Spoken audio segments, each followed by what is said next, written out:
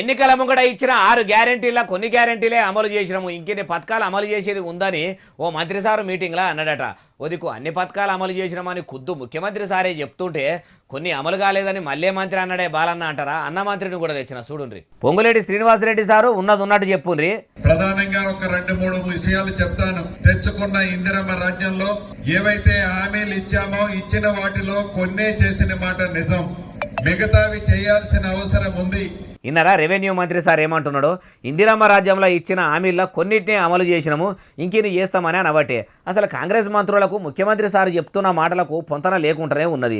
ఒక మంత్రి ఏమో అన్ని అమలైనవి అంటాడు, ఇంకో దిక్కు వ్యవసాయ మంత్రి ఏమో మీకు అడుక్క తినే బతికేందుకు అని అన్నదాతలను అంటాడు. ఓ మంత్రి ఏమో మా అంత మంచి పాలన ఎవ్వరు అందిస్తలేరు, అన్ని పథకాలు ప్రజలకు అందినే అంటాడు. ఎవరిను నమ్మాలనో ఎవరిను నమ్మొద్దో తెలియని పరిస్థితి తెలంగాణలో దాపురించింది. అసలు మంత్రులు ఏం మాట్లాడుతుర్రో వాళ్ళకన్నా క్లారిటీ ఉన్నదా? ఏదో అన్నము అంటే అన్నము, మల్లో ముచ్చట ముంగడ చేస్తే ప్రజలు మర్చిపోతారు, మళ్ళేదన్నా ఉద్దర ముచ్చట చెప్పొచ్చు అని ఇట్లా గడికొక్కలు గడికో మాట చెప్పుకుంటా పొద్దు గడుపుతుండ్రా. ఏమో మార్పు మార్పు మార్పు అని చెప్పి అధికారంలోకి వచ్చి మాయమాటలు చెప్పుకుంటా పొద్దు పోతున్న మంత్రులు ముఖ్యమంత్రి గారికే తెలవాలి అంటుర్రు ఈ ముచ్చటిన్నోళ్ళు.